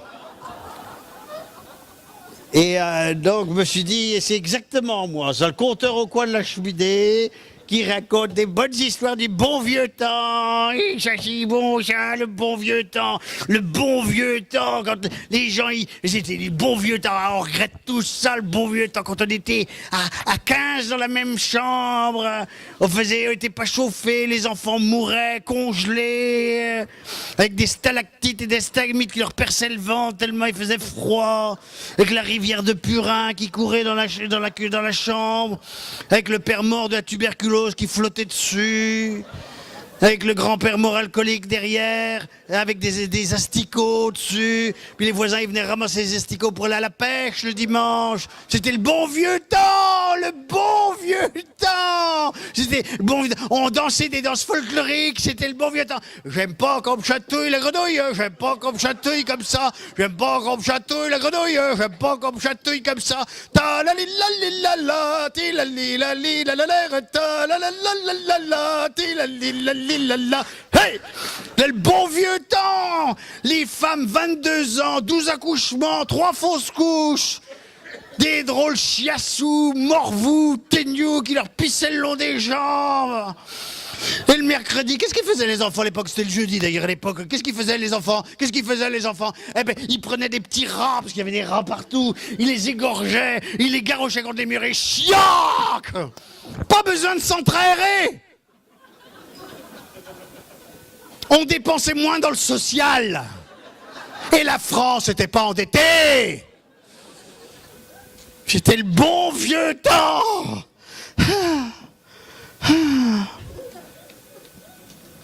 Ah, la cheminée, oh, ça me fait plaisir. Ah, le feu brûlant de nos souvenirs, de ce bon vieux temps. Alors c'est ça que le conteur, peut-être qu'il peut s'appuyer là-dessus pour essayer de trouver des valeurs communes à notre société. Par exemple, une famille unie. Ouais, une famille, ça c'est beau l'idée de la famille. Peut-être que c'est ça. Le conteur doit trouver dans des choses qui sont des valeurs communes pour arriver à faire société. Il faut arriver à refaire de nouvelles solidarités, bien sûr. Donc arriver à faire société. Donc quoi trouver comme sujet qui peuvent nous rassembler tous autour d'un même feu, d'une même intensité de vie qui pourrait nous permettre de fabriquer enfin une société contemporaine, moderne, où on est passé du collectif à l'individu et maintenant de l'individu à un collectif, mais assumant sa personnalité, bien sûr. Eh bien, nous pourrions par exemple parler de la famille. Bien sûr, famille, c'est une espèce de chose centrale de nos vies, la famille, ben oui, bien sûr, famille. Alors peut-être qu'on ferait une famille recomposée alors. Alors, une famille recomposée, et on ferait un vieux qui se marierait avec une jeune. Ça se fait assez... mais c'est pas nouveau, hein, ça s'est toujours fait. Hein, du temps de Molière, dans toutes les pièces de Molière, il y avait un vieux qui se mariait avec une jeune. En général, c'est un vieux riche qui se marie avec une jeune. Même aujourd'hui, hein, je veux rarement des vieux pauvres qui se marient avec des jeunes. Hein. Si, ça arrivait chez les paysans. Chez les paysans, parce qu'il y avait beaucoup de femmes qui mouraient en couche. C'est vrai, il y avait un gros turnover chez les paysans. Et donc là, il se mariait avec des jeunes, quoi. Hein, chez nous, il y avait José Roux, comme ça. Il s'était marié avec une jeune. Oh là là. Puis il y avait de la misère là-dedans. Oh là là là là. Elle voulait pas entendre parler des enfants du premier lit. Donc, elle a payé souvent en nature. J'avais des voisins qui disaient ah, ben, disais, quand José Roux n'est pas là, eh ben, n'a pas pour Gaudin de la carrière, le vient l'emmancher sur le seuil de la porte en tenant son sandwich dans l'autre main. 3 minutes montre en main, mieux que Chirac. Le bon vieux temps de toutes ces valeurs paysannes, n'est-ce pas? De toutes ces histoires formidables qui se racontaient dans nos campagnes, où il y avait une espèce de chose, l'intensité dramatique de la vie. Donc là, ce serait un vieux qui se marie avec une jeune. Alors, un vieux qui a 36, 37, 2 enfants, il se marie avec une jeune qui a 18. Donc qui n'est pas fini, qui n'a pas toutes les options. Et qui sait pas quoi faire avec les enfants. Parce qu'à 18 ans, puis l'instinct maternel, est-ce que c'est naturel, l'instinct maternel? Oh, nous avons raconté beaucoup de trucs là-dessus. L'instinct maternel, eh bien, c'est remis en cause de nos jours. Bien sûr, voilà, c'est tout. Et elle sait pas quoi faire des enfants, puis elle les aime pas. Elle les aime vraiment pas du tout. Surtout, enfin, le petit garçon, la petite fille, ça va. Mais le petit garçon, elle peut pas le supporter. Alors là, vraiment, elle supporte pas. Et ce matin-là, elle reste toute seule avec le petit gars. Et il pleure, et plus il pleure, moins elle peut le supporter. Moins elle peut le supporter, plus il pleure. Plus il pleure, moins elle peut le supporter. Elle est là. Et à un moment donné, elle lui dit ah, t'as qu'à venir chercher un jouet dans le coffre à jouets qui est là. Un gros coffre à jouets en bois du Jura. Et elle lève le couvercle, et il met la tête dedans, et et la tête roule d'un côté, le corps de l'autre. Et là, elle prend le corps de l'enfant, elle le met sur la table à découper. Elle prend un long couteau pour faire de longues lanières de chair qu'elle met dans une cocotte en fonte avec un peu de beurre, avec du sel de Guérande et puis un peu d'huile d'olive pour éviter le roussissement du beurre qui est cancérigène. Elle rajoute quelques échalotes, un bouquet garni, elle rajoute un peu de curcuma, c'est toujours très bon pour les intestins. Et elle brouille avec un peu de vin blanc, du Poitou, du Haut-Poitou, ça s'est très bien amélioré. Et elle rajoute un peu d'eau. Et quand la fille arrive, ça sent bon le ragoût. Elle dit oh, ça sent bon le ragoût, ça sent bon le ragoût, ça sent bon le ragoût. Oui, c'est pour ton papa, qui est bûcheron. Il est au fond du bois en train de couper du bois, car il est bûcheron. Alors, la petite fille qui aime beaucoup son papa, elle dit je vais lui porter le ragoût. Puis elle prend le ragoût, et ça va le porter à son papa. Et sur sa route, elle rencontre une dame qui a une robe bleu sidéral et une bicyclette rouge. C'est une fée. Mais elle le sait pas, alors que vous le savez. Vous voyez, vous avez un avantage. C'est toujours intéressant quand le spectateur a un avantage sur le héros du film. Et donc, elle lui dit ah, tu vas voir ton papa et tu lui apportes le ragoût. Alors quand il va manger le ragoût, toi tu prendras les os, tu les mettras dans un mouchoir et tu viendras enterrer ça sous la baupin qui est là. Il y avait un bel abeau-pin, une aubépine. Et puis la fille, elle part, elle s'en va porter le ragoût au papa. Et après, bon, ça va super bien se passer après. Vous voyez, ça, il va manger le ragoût, elle va prendre les os, il va les ramener. Puis il y a un oiseau qui va arriver, qui va partir dans les airs, qui va aller de l'autre côté du monde. Enfin, ça va devenir une histoire fantastique, mais je ne veux pas vous raconter la fin, toi, parce que le problème du conteur aujourd'hui, c'est que tout le monde les connaît, ces histoires-là. Donc les gens, ils disent, abrège le conteur, tu vois, tu vas pas nous raconter tout. Et puis là, ce qui est important là-dedans, c'est que surtout, ça nous permet de comprendre ce que c'est qu'un conte. Parce que ça, c'est un grand conte traditionnel qui est dans le répertoire international, qui est le AT 720, qui est le fameux conte du Genévrier. On le connaît sous le nom du Genévrier, parce que vous savez que le répertoire international, ça a été fait par des Finlandais. Anti-Arn. Parce que le Finlandais, en hiver, ils n'ont pas grand-chose à faire, vous comprenez. Donc ils ont classifié les contes. Donc ça permet de les reconnaître. Le AT 720, c'est le conte du Genévrier, c'est-à-dire ça, c'est la version allemande des frères Grimm, qui est beaucoup plus cruelle, parce que les Allemands, ils sont beaucoup plus cruels. Tu vois. Mais ce qui est intéressant, c'est qu'on voit que tous ces contes-là, c'est les mêmes partout sur la Terre. C'est-à-dire que plus tu creuses ta singularité, plus tu cherches localement un conte que tu crois être vraiment du pays, ça c'est authentique. C'est comme quand on dit ça c'est du vrai patois. Hein, c'est un vrai conte. Tous ces vrais gens qui croient au vrai authentique. Oh, et de l'authentique. Eh oui, en général, quand on creuse vraiment l'authentique, il rejoint l'universel. Et puis quand on creuse vraiment l'authentique, on n'a plus peur des autres. On n'a plus besoin d'avoir peur. On a vraiment creusé. Mais quand on fait semblant de creuser, puis qu'on se met des paravents, en croyant qu'en fermant les volets, puis en se rabousinant sur soi, on empêchera la peur d'arriver sur ces terres, je ne pense pas qu'on arrive à grand-chose comme résultat. Mais là, alors, ce qui est intéressant dans ces contes-là, c'est que quand ils poussent sur les terres dans différents endroits, les contes, ils prennent des allures différentes. C'est-à-dire que les contes, ils prennent l'esprit du pays. En général, les contes en Poitou, il y avait beaucoup de facéties. Le même conte, là, le AT 720, dans le Lyonnais, il est beaucoup plus gastronomique tout de suite. Alors je vous dis ça parce qu'en plus, vous, maintenant, avec les projets de gastronomie autour de... ça va être formidable, vous allez enfin retrouver une dignité humaine en faisant de la cuisine à 3 étoiles. Hein, donc, et donc, dans le Lyonnais, par exemple, la belle-mère, elle coupe aussi le nez et les doigts du petit pour faire de la sauce ravigote. Dans le Bourbonnais, c'est plus frustre, un peu comme en Vendée chez moi, parce que dans le Bourbonnais, il prend du sang et de la viande, il met ça de côté. Un peu comme, et ça, j'ai trouvé ce thème-là, moi, en Vendée, dans une histoire qui n'est pas du tout la AT 720, mais la AT 333. Vous connaissez la AT 333? Même les bibliothécaires? Vous vous intéressez à rien? C'est le je suis sûr que vous connaissez cette histoire, vous allez voir. Parce que moi, j'ai trouvé ce thème-là dans une version que j'ai récoltée chez une mémé, aux Épaisses, à côté du Puy du Fou. Là où il y a un grand méchant loup qui s'appelle Philippe. Et donc, c'est le loup qui arrive à la porte de la maison de la mémé et qui fait « Papa, qui est là? Oh les mains qui vient porter nos meuilles à ta !» Ce qui veut dire, c'est moi qui viens porter du millet à toi, Oug. Et la mémé ouvre la porte, le loup prend la mémé, la prend, la mange.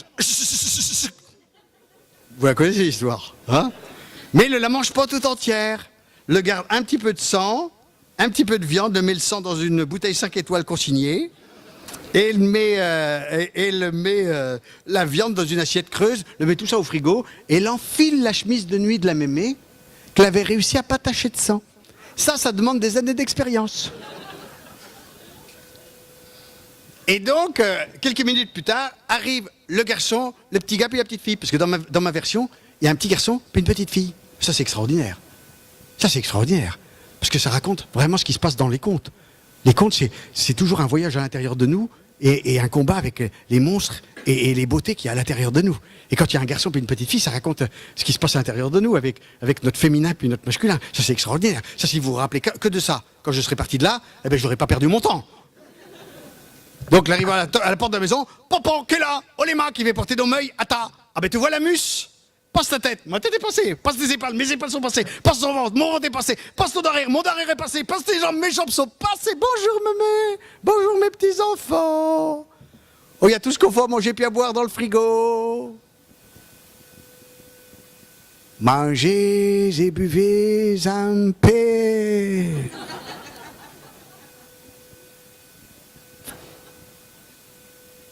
Ils avaient tout mangé, ils avaient tout bu, et puis ils sont venus se coucher contre la mémé. Et Annette, la fille qui avait de la remarque, enfin, pas la fille, le féminin, qui avait de la remarque, elle a trouvé que la mémé avait du poil un peu beaucoup. Elle s'est dit que c'était un traitement hormonal qui avait sans doute mal tourné. Elle lui a tiré un poil de menton et la mémé a fait « Wally !» Et l'écho a répondu « Walou !» Et les moutons dessous le lit ont répondu « Belly !» Et l'écho a répondu « Belou !»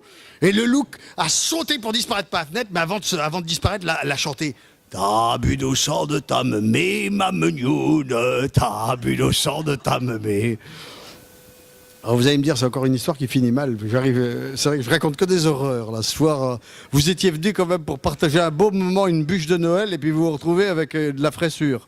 Oh. J'aurais bien fait de raconter le début de l'histoire, parce que le début de cette histoire, c'est beaucoup plus gai, c'est très entraînant. Faudrait pas raconter les fins d'histoire, en fait. Le début de l'histoire, ça fait dimanche après-midi sur la montagne de Poune, grand soleil de janvier, chaud devant, froid derrière. Annette, la bergère, garde ses blancs moutons, en laissant le soleil achaler ses tétons. Elle attend ambulance son grand frère Robert, qui veut aller porter de meilleure sa grand-mère. Innocente et jolie, elle a pas connu le loup. Innocente et jolie, elle a pas connu le lit.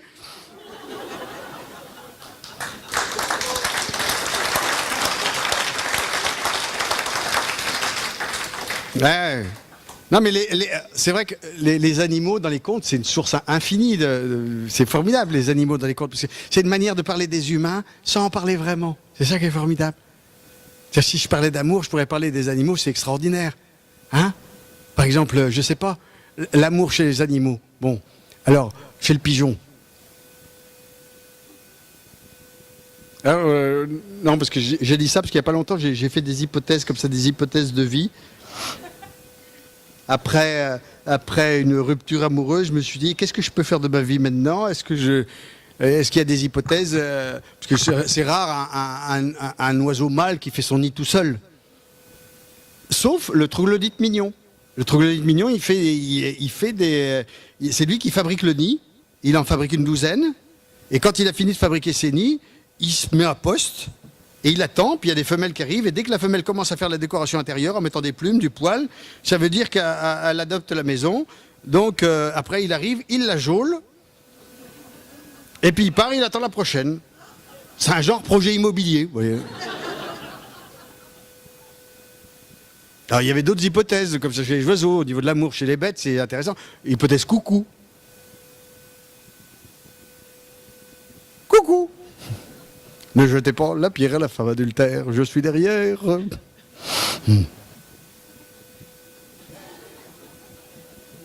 L'hypothèse pélican, ça c'est plus mystique ça. Ça c'est celui qui perd son flanc pour donner son sang à ses enfants. Sacrifice ultime. Il y a l'hypothèse rossignol, j'aime beaucoup parce que le rossignol a un chant qui s'améliore avec l'âge. Plus il vieillit, plus son chant est performant, et il y a plus de mâles que de femelles chez les rossignols. C'est-à-dire qu'il y a 5 mâles pour une femelle. Les mâles arrivent le premier au printemps, et la femelle arrive 15 jours plus tard, les mâles sont à poste, se mettent à chanter, et le mâle chante tellement bien qu'au bout de 2 ou 3 jours, il ne chante pas plus de 2 ou 3 jours le vieux mâle, parce que lui, au bout de 2 ou 3 jours, il ramasse. Et alors quand vous entendez des rossignols pendant tout l'été, vous dites c'est magnifique, d'accord, c'est un rossignol jeune, mais c'est surtout de la loose. Après, il y a l'hypothèse pinson est magnifique. Le pinson, vous connaissez le pinson? Oh, pinson! Sous une apparence de petit passereau anodin, le pinson cache une remise en cause du patriarcat avec ses 2 piliers qui sont la monogamie et l'exclusivité sexuelle. Parce que qu'est-ce qui se passe chez le pinson? Alors ça c'est très intéressant. Chez le pinson, vous savez qu'ils ne parlent pas les mêmes langues partout. Ils ont des dialectes. C'est vrai, suivant les territoires, leur aire géographique, ils parlent différents dialectes. Et ils se mettent toujours en couple avec quelqu'un qui a le même dialecte. Au printemps, le mâle chante le matin pour délimiter le territoire où l'allant poser le nick, et donc l'allant faire leur heure de travail. Pendant ce temps-là, la femelle, elle vole à tire d'aile pour aller très loin, et là, elle va geôler avec d'autres pinsons d'autres langues qui ne parlent pas du tout la même langue qu'elle. Et elle n'a pas besoin d'apprendre les langues, parce que pour les rencontres furtives, il n'y a pas besoin de savoir la langue étrangère. Et elle revient, elle pond, et là, son compagnon, il va, pendant que les petits sont encore dans l'œuf, il va chanter pour que les petits apprennent la langue. Et dans la première semaine qui suit l'éclosion, le continue à leur apprendre la langue, et ils ne l'oublieront jamais s'ils l'avont appris dans ces moments-là, précisément. Et ça oppose la question de la paternité. Qu'est-ce qui est le plus important? Transmettre ses gènes ou transmettre sa culture? Ça, il trouve ça intéressant. Il trouve ça intéressant. Alors après, bon, ça c'est peut-être trop utopique. Peut-être qu'il faudrait que je revienne effectivement plus à des hypothèses plus réalistes, comme l'hypothèse pigeon. Vous voyez l'hypothèse pigeon, hein, vous voyez ce que c'est les couples pigeons, les couples qui sont toujours ensemble. D'abord, vous connaissez l'origine de ça, de la fidélité des couples pigeons chez les oiseaux, les vrais pigeons? Parce qu'en fait, ils sont fidèles, mais quand même, la première semaine, quand ils se sont rencontrés, le mâle frappe la femelle sans discontinuer derrière la tête pendant une semaine. Et elle part pas. Alors on se dit, soit elle se dit, pendant qu'il fait ça, il ne fait pas de bêtises ailleurs. Ou alors on se dit, c'est le syndrome de la femme battue. En fait, ce qui est intéressant, c'est qu'on a compris qu'en fait, il fait ça pour lui stimuler l'hypophyse, pour que les œufs soient fécondés par la suite. C'est extraordinaire. Et après, s'ils arrivent à passer cette semaine-là, ils vont être fidèles pendant le restant de leur jour. Alors, on parle des couples pigeons chez les humains aussi. Vous savez, c'est des couples qui sont toujours pareils, ils sont toujours ensemble. Souvent, c'est des couples qui sont habillés en quechua. Ils font souvent de la marche nordique. Et ils ont souvent un camping-car. Ils vont dans les nuits du conte dans les yourtes. Ils achètent des compléments alimentaires dans les biocoop. Ils ont des routines compatibles. Et souvent, à la fin de leur vie, on n'arrive pas à distinguer le mâle de la femelle.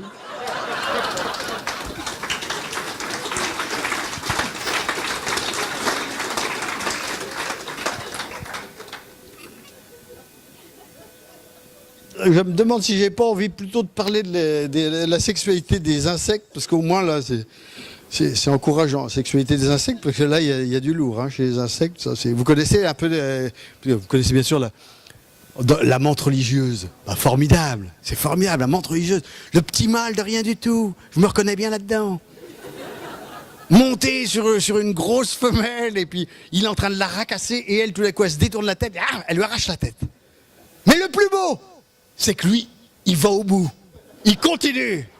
Il a cette espèce de volonté du travail bien fait. Et ça, moi, je suis toujours très impressionné par ça, tu vois. Et en même temps, vous, mesdames, sans doute que pas mal de fois dans votre vie, vous êtes dit avec l'homme qui était avec vous cette nuit-là, vous êtes peut-être dit qu'il avait perdu la tête depuis longtemps, visiblement. Il y a d'autres animaux qui sont extraordinaires. Par exemple, je sais pas moi, la punaise de lit. Vous connaissez la punaise de lit? Ça, c'est extraordinaire. La sexualité de la punaise de lit, ça, c'est la bête la plus sexuelle de la création. Alors, la punaise de lit, alors, il est en érection permanente. Et donc, on lui prête environ 160 à 170 coïts par jour. Et là, on peut vraiment faire un hommage aux gars du CNRS qui font le comptage de ça.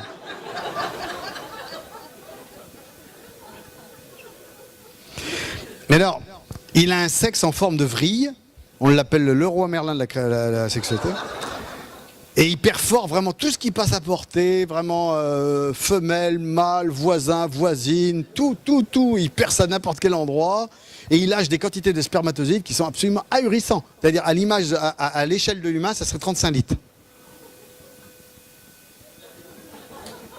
J'ai une copine un jour, elle m'a dit, ça s'appelle un dégât des eaux.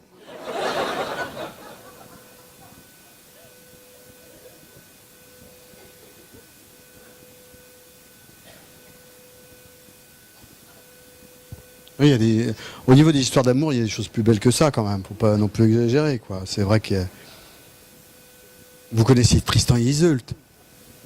Ah ouais, ça c'est magnifique par contre ça. Vous voyez, Tristan qui aime Iseult, mais il n'a pas le droit de l'aimer parce qu'elle est destinée à son oncle le roi Marc.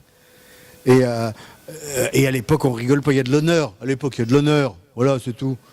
Sauf que Tristan et Isolde, ils boivent un filtre qu'il leur est donné par une main innocente, un enfant. Et à partir de ce moment-là, ils sont tellement amoureux, ne pouvant pas, il n'est pas possible de s'en dénapir. Donc, ne pouvant pas faire autrement, le s'aimant. Alors, le sang fuyant dans la forêt, avec le roi Marc qui court après. Et puis, le roi Marc les retrouve dans une clairière. Et là, magnifiquement, quand le les voit, n'a Tristan qu'à mis son épée entre Iseult et lui.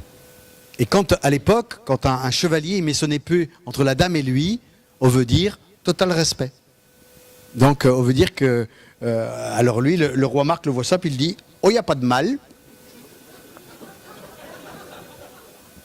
Et il retourne dans la cuisine du château dans la mariée. Et ça se passerait très bien, sauf qu'autour du roi Marc, il y a des barons. Et les barons, ils font les coqs. C'est toujours le problème autour des petits rois, même des rois communaux, même des rois intercommunaux. Vous savez, c'est toujours le problème, c'est toujours les gens autour. Et là, il y a toujours des barons qui font les coqs. Puis qui lui disent « Oui, roi, es-tu sûr qu'elle n'a pas fauté? Peut-être il faudrait lui faire passer l'épreuve du feu. » Vous connaissez l'épreuve du feu à l'époque? Oula. L'épreuve du feu, c'est que celui qui est accusé, pour prouver qu'il est innocent, il doit prendre une barre de fer rougie à blanc, la tenir dans ses mains, marcher pendant 9 pas, et au bout de 9 pas, il ouvre les mains, et s'il n'a rien fait de mal, oh, il y a rien. La bête égale, ça ne marche pas à tous les coups. Et donc là, elle, qui a de l'honneur, vous avez le ventre qui bouge. Hein? C'est bien. On me fait plaisir de lui raconter nos histoires. Il pense qu'elle s'en rappellera.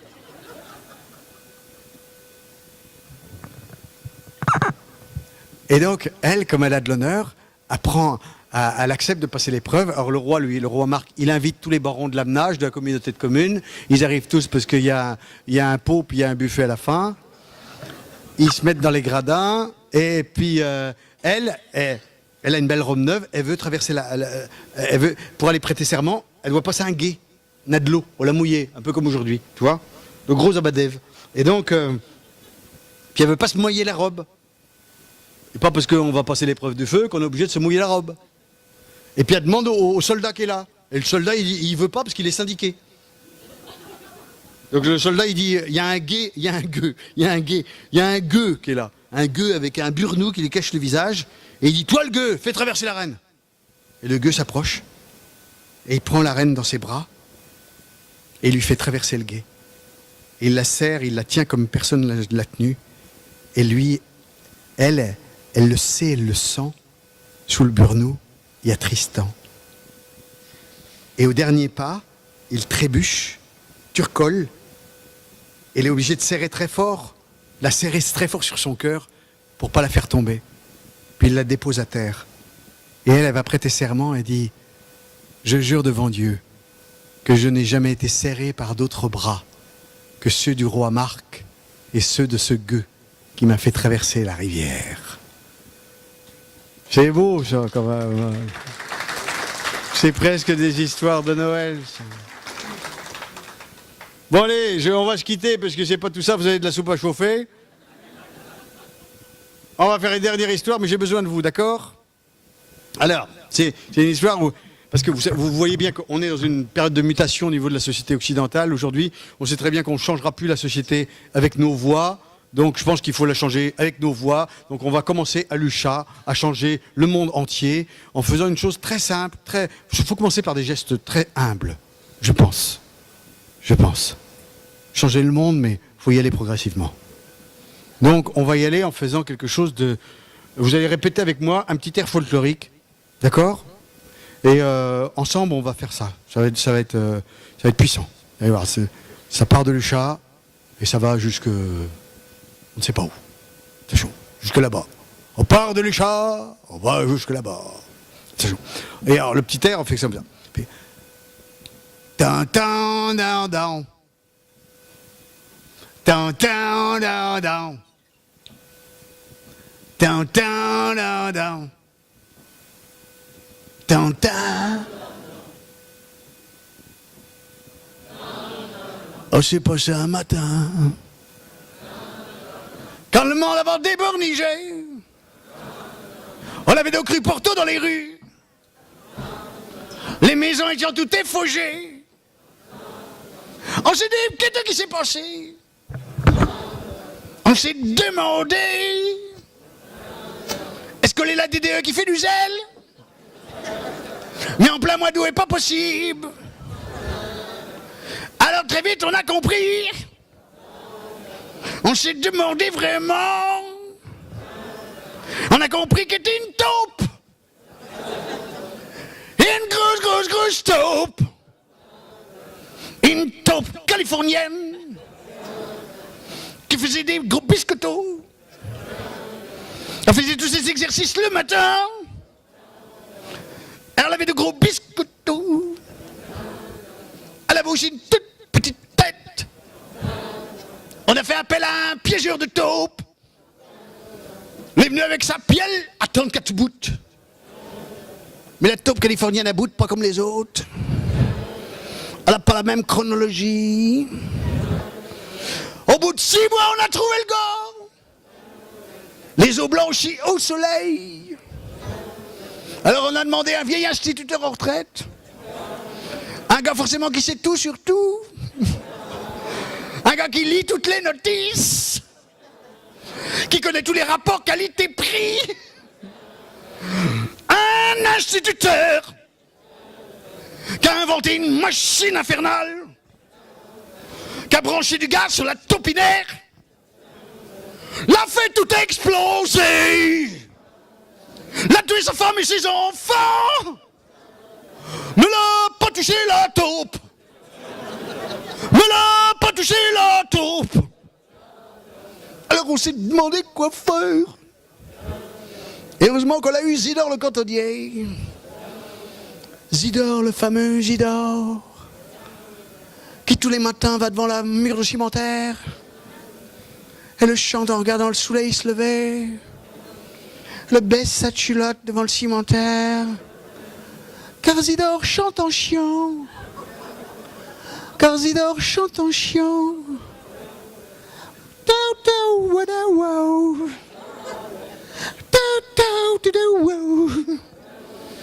Et la taupe est mélomane. Elle s'est dit, waouh, il y a une teuf au-dessus. Elle a bouté la taupe. Elle s'est retrouvée dans une cavité extrêmement très fine, avec une odeur très nauséabonde. Et là, Zidore a serré les fesses et il l'a entraîné jusqu'au commissariat. Et là, on a enchaîné la bête, on l'a emmené dans la salle polyvalente qui sert à tout, qui sert à rien, pour un jugement populaire. On a retrouvé toutes les composantes de la société, un peu comme vous, mesdames et messieurs, ce soir. Enfin, un tribunal, enfin, le peuple a repris le pouvoir. Enfin, la démocratie est devenue active quand le monde se relève. Oui, la fierté était là. Et enfin, tout le monde ensemble, on s'est dit, oui, la mort pour la taupe, la mort pour la taupe, la mort pour la taupe, la mort pour la taupe. Il n'y a rien de tel, vous savez, dans une société, quand une société est malade, trouver un ennemi extérieur. Il n'y a rien de tel pour arriver à retrouver les composantes de la société. La mort pour la taupe, la mort pour la taupe, la mort pour la taupe. C'est extraordinaire, vraiment, c'est une espèce d'unanimité. C'est une espèce de souffle. Vous savez, quand on vit des choses fortes comme ça ensemble, c'est les endorphines qui sont... Vous savez, c'est ça le truc, hein, le truc du collectif. Les endorphines, ça génère des choses qui sont... On remet les horloges chronobiologiques ensemble, on remet des choses qui sont puissantes à l'œuvre. Cette chose de la joie qu'on trouve dans l'amour physique, par exemple. Vous savez, c'est dans l'amour physique. Et tu verras, petite fille, plus tard, d'amour physique, il y a ces endorphines qui sont générées, qui sont très fortes et qui génèrent une espèce de chose grâce à l'ocytocine, la vasopressine, enfin, on est qu'hormones, hein, vous savez, on est qu'hormones, faut pas non plus s'illusionner sur les vraies relations, l'amour, etc. C'est d'abord des hormones, faut pas non plus, pas en faire des... Et donc, bon, alors, le problème, c'est que ces endorphines, c'est rarement à plus de... Enfin, l'amour, c'est en général 2 ou 3. Quand c'est plus, c'est un projet. Mais là, c'était extraordinaire. C'est-à-dire qu'il y avait enfin une espèce de chose dans cette salle polyvalente. La mort pour la taupe, la mort pour la taupe. C'est extraordinaire. Et le problème, c'est que quand on est passé à la méthodologie, là, on a retrouvé les vieilles classifications. C'est-à-dire qu'à droite, on voulait la fusiller parce qu'on se disait que c'est la seule manière de se débarrasser d'un ennemi de la patrie. Et encore à droite, tout le monde n'était pas d'accord. Parce qu'il y avait tous les descendants de Wauquiez, Fillon, qui étaient plutôt pour la guillotiner, quoi. Et à gauche, on voulait la noyer, parce qu'on se disait plus humaniste, mais en fait, c'est surtout qu'on voulait noyer le poisson. Hein. Au centre, on voulait la pendre haut et court, hein, pour faire pédagogie. Hein, parce que le Béarnais à Pau, souvent, ils sont pédagogues. Donc il voulait la laisser décomposer la taupe devant, aller emmener les écoles pour voir comment ça se faisait, etc. Enfin, qui a un aspect pédagogique. À l'extrême droite, on voulait revenir aux valeurs traditionnelles, dont la faire chauffer dans un four à chaleur tournante. Et à l'extrême gauche, on voulait faire que c'est un sens de la fête avec feu d'artifice de Noël en faisant exploser dans une voiture piégée. Donc voilà. Et chez les écologistes, on voulait la faire manger par des fourmis pour qu'il y ait un bilan carbone négatif. Voilà. Donc 3 jours de débat non-stop, avec une fatigue au bout des 3 jours. Et Isidore, le cantonnier, lui, il était de poste, il était de service. Donc lui, il était resté là, il était dans son fauteuil, puis le 2D de moment, tu vois, le 2D, le sogué, mais bon, il était de service. Et puis à un moment, on a eu une espèce de grand silence, de fatigue. Puis lui, dans le silence, tout à coup, il a eu une espèce d'équerre de génie, il a dit « La taupe, on l'a qu'à l'enterrer vivante !» Et là, on a eu une espèce de... Les têtes avaient commencé à hocher de même, tu sais. Et comme si tu venais de mettre une pièce d'1 euro dans la fente de l'ange à la crèche de Noël, vous voyez. Ah oui, ça a été une bonne idée. Ah oui, ça a été une bonne idée. Une bonne idée. Le maire a aussi envoyé le cantonnier, Isidore, pour aller creuser la fosse. Et puis ils sont tous partis en suivant la bête. Le maire devant, le premier adjoint ensuite, le deuxième adjoint ensuite. Puisqu'on est dans une démocratie, bien sûr, mais où la hiérarchie ne s'est jamais perdue depuis la chute de la tête de Louis XIV, de Louis XVI, pardon. On a la tête qui flotte au-dessus du peuple depuis ce temps-là. On n'a jamais arrivé à changer vraiment l'aristocratie française. Elle est toujours là. Fantomatique, mais elle est là. Enfin bon, ils sont partis jusqu'au cimetière et ils avaient jeté la bête enchaînée dans la fosse. Et là, le maire, le premier, a acheté une pelletée de terre dans la fosse, puis le premier adjoint a acheté la deuxième pelletée, puis chacun à leur tour le sont venus, comme on va faire son devoir de citoyen.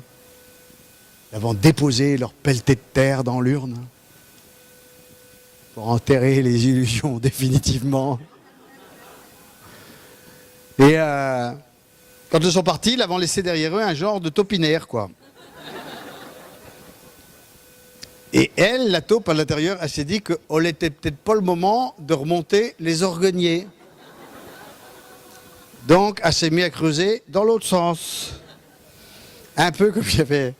Quand il n'y a pas longtemps, il avait travaillé à un spectacle sur la mort, puis il y avait un gars qui m'a raconté qu'il avait un copain à lui qui détestait, mais il détestait sa belle-mère. Et quand elle était morte, elle était vraiment, elle était contente, mais en plus, le jour de l'enterrement, mais elle était pliée en 4. Et son copain a dit, t'étais content, au suffisait, pourquoi que t'es encore plus content là? Il dit, parce qu'on l'a enterré à l'envers, comme ça, si elle ressortait, on est sûr qu'elle creuserait pas dans le bon sens.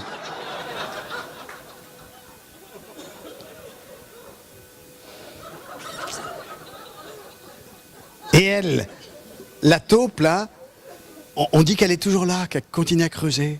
Qu'elle est dans le ventre du monde, dans la dorne du monde, on dit qu'elle creuse. Et on dit que un jour, quand ce sera notre tour, comme dit une de mes voisines, il suit quand même beaucoup plus près du grand trou que du petit.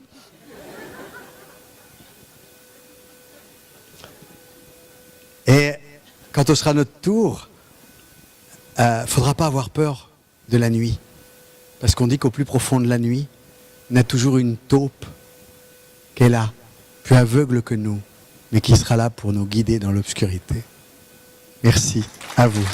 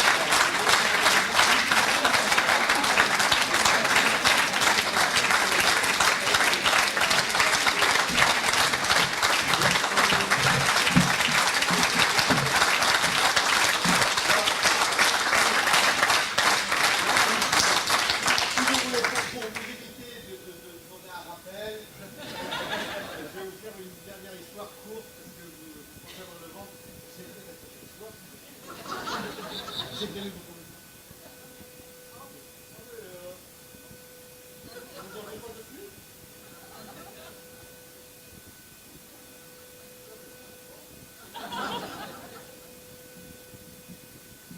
donc,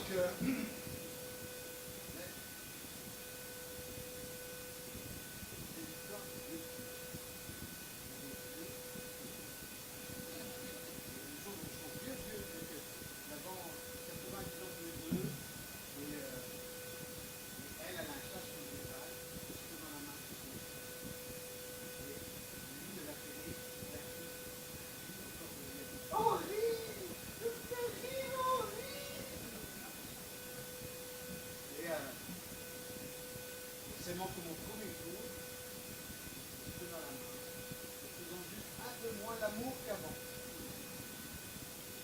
Parce que vous m'entendez bien sur le micro finalement. Pourquoi tu me suis embêté avec ça?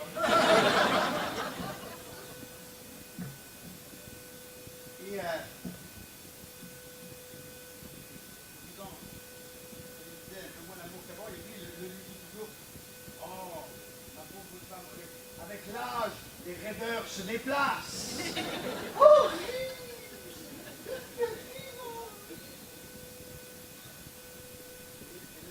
aussi un peu moins qu'avant.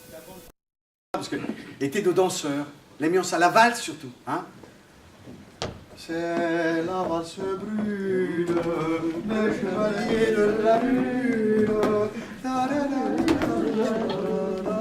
Et l'alliance souvent au thé dansant. Voilà.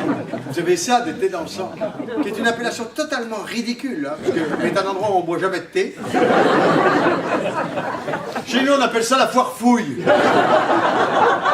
Je trouve ça beaucoup plus juste. On trouve de tout à pas cher, c'est pas toujours solide, mais c'est pas cher. Et c'est ouvert le dimanche après-midi. Et donc, ils dansaient beaucoup, mais maintenant, souvent le matin quand ils se réveillent, ils ont des petits bobos.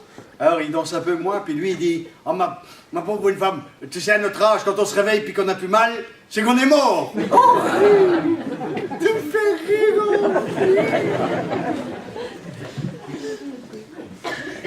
Et puis un matin, lui s'est arrêté de parler. La nuit avait été trop violente, elle avait réveillé des vieilles douleurs. Il avait tellement mal qu'il était obligé de serrer les dents pour ne pas hurler.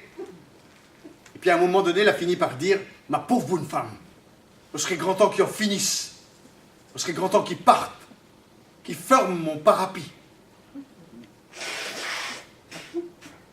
Dis pas ça, Henri. Si tu t'en allais, je serais plus que la moitié d'une. Alors comme il a vu qu'elle était triste, il lui a crampouigné la main, et puis ils sont partis, se promener, bader sous un soleil d'avril, un soleil humide. Ils l'avons marché longtemps, sans rien dire, jusqu'à se retrouver par hasard dans l'endroit où ils avaient fait l'amour pour la première fois, n'a plus de 75 ans. Et miracle, le petit coin de bosquet avait même pas été remembré. Il y avait encore toutes les fleurs de printemps, les pirottes, les pinchas, les oriancées. L'herbe était à peine essorée, mais ça les a mis en ériguette. Et ils se sont couchés dans l'herbe et se sont remis à faire l'amour comme il y a plus de 75 ans. Et elle le trouvait drôlement en forme. Elle lui a dit « Oh, t'es aboundi avec l'âge. T'es encore plus vif qu'avant. » Oui, mais à 75 ans, il n'y avait pas la clôture électrique sous les fesses. Oh,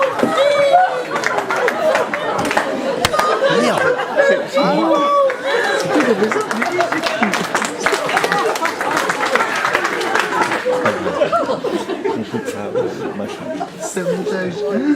Et puis quand ils se sont relevés, c'est elle qui lui a pris les poignets, puis qui lui a dit « On va partir tous les deux ensemble. » Et lui a acquiescé. Et ils sont rentrés à la maison, ils ont fait leur testament, disant qu'ils voulaient être enterrés dans un simple linceul blanc à même la terre, puis ils ont fait une tisane, un bouillon de 11 heures, mais bien dosé, pour être sûr, bien cash, pour être sûr de partir pour toujours. Et lui, il est parti. Et elle, on l'a rattrapée à temps. On l'a réanimée. Et elle a hurlé qu'on lui avait volé sa mort. Et puis elle s'est tue. Elle n'a plus jamais parlé pendant des semaines. Jusqu'à s'éteindre à son tour comme une vieille lampe qui a fini de brûler son huile. Et là, on a rouvert la fosse. Et on a vu que du linceul d'Henri, il y avait son bras qui était sorti. Alors on l'a couché. Ça a fait comme un grand lit. Et puis on a refermé la tombe. Et dans la nuit, les voisins, ils ont entendu la voix d'Henri qui disait comme ça, « Alors, c'est à cette heure-ci que t'arrives ?»